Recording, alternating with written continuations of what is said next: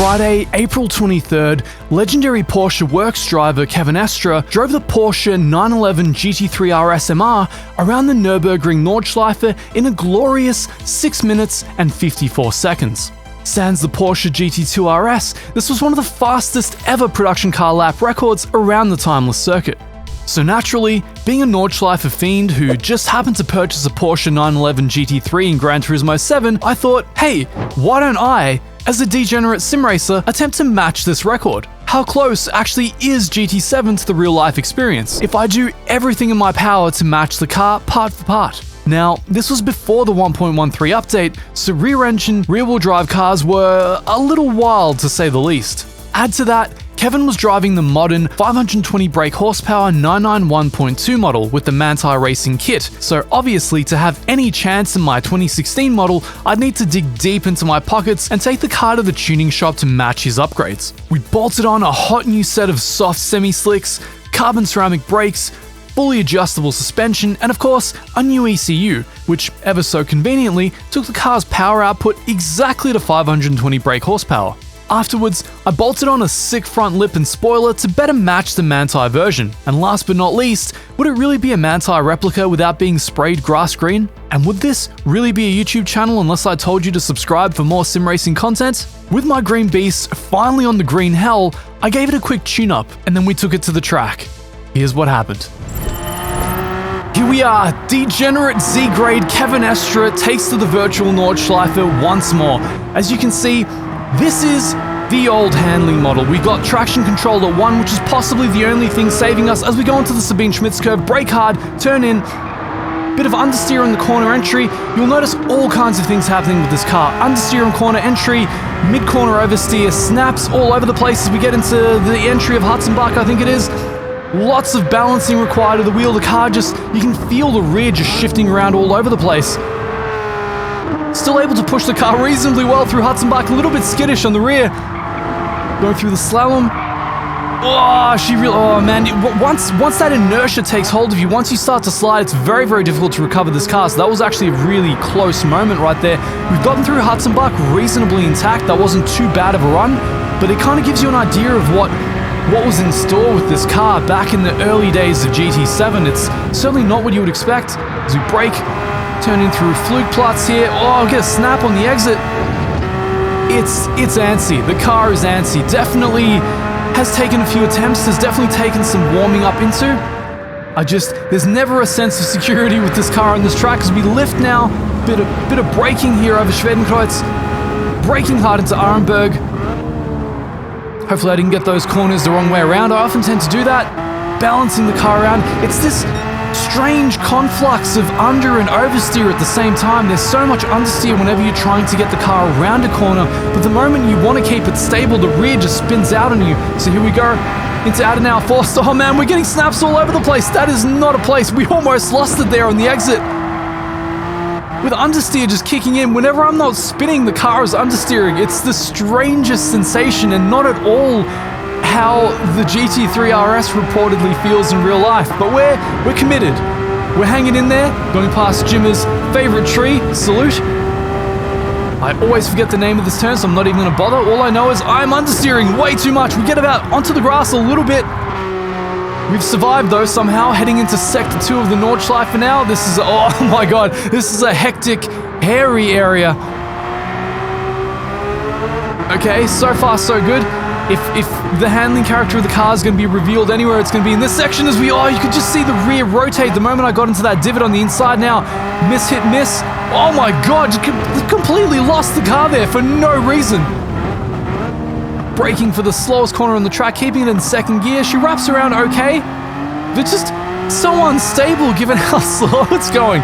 It's a very eventful, very animated experience. Not at all like the real lap, as you can see. Well, at least, you know, it's always animated when Kevin Estre is driving, but you know what I mean. Animated in perhaps not the correct ways.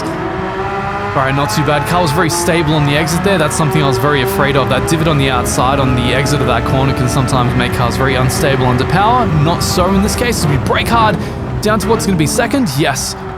We don't trust this car. Oh, it's just, you can see me balancing the wheel everywhere. I'm just trying my best to keep it on the track. Now we're in the longest climbing section on the circuit.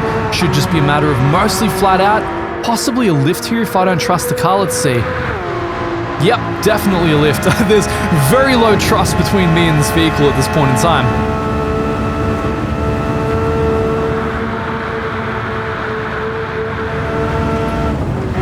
Big break there. Just, oh my god, that's insane. You would never see a car do that. It's so weird.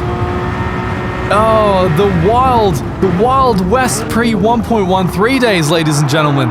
Wow, no wonder we, oh my god. And then the understeer, it's just this understeer followed by losing the rear of the car completely. It's like all the worst handling characteristics of a car one can possibly have. Carousel, it's handling okay. Very light on the throttle though on the exit. TC keeping us in check. You can see that TC is kicking in constantly throughout the entire race. Heading into Sector 3, you've never heard this before, favorite part of any track as I go out onto the Estre. Almost lost the car there. So many moments in this one lap. And it just doesn't want to stay steady. It's this constant balance of over and understeer. Oh my god. You know, if nothing else, it was a very eventful and somewhat fun drive, if not nothing like the real life whatsoever. Oh wow, okay. Okay. Definitely animated, definitely exciting. You can tell I'm wrangling this beast, just wrestling with it all the way down. Oh, jeez.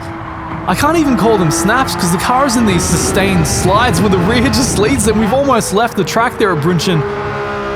Okay, so far so good. Oh my, there's no stability under throttle even with TC at 1. It's just insane watching this unfold. It's like, how did I even keep, like, how was this lap even completed?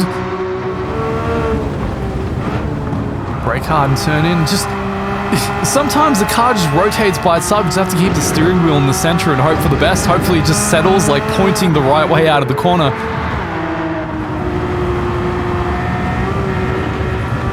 Now through the slalom, this can be, oh, this is a pretty tricky part, especially when the aero doesn't work correctly. Braking hard at the orange marker on the right side, down to the 4th. We keep it in, okay, car's not too bad through here. Will it understeer through here?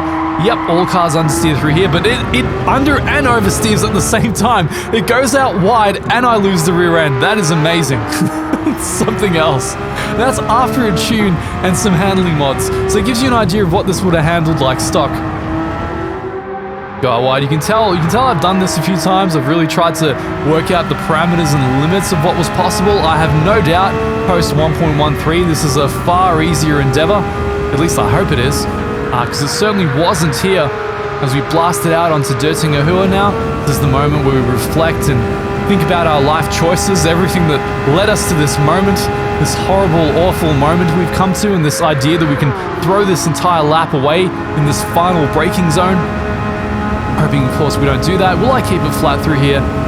Yes, I will. Trust increasing. Where will I get on the brakes through here? That's the real question. Okay, just coast through there, on the brakes immediately after the curb. Still pretty aggressive. Those carbon ceramics and racing brakes working out pretty well for us through here. Here we go. Around the penultimate corner. Onto the curbing. Not bad, not bad. What are we going to cross? 6:53.2. That is just, I think, over a second quicker than the mighty Kevin Estre. Yes, the real life lap was a 6:55.3, so we've just snuck it in there. As you can imagine, that was no accident. I spent a long time ensuring the parts on the car matched Kevin's 991.2 as closely as possible, and in the end, I was honestly surprised. Given how differently the car handled to its real-life counterpart, it achieved a remarkably similar lap time.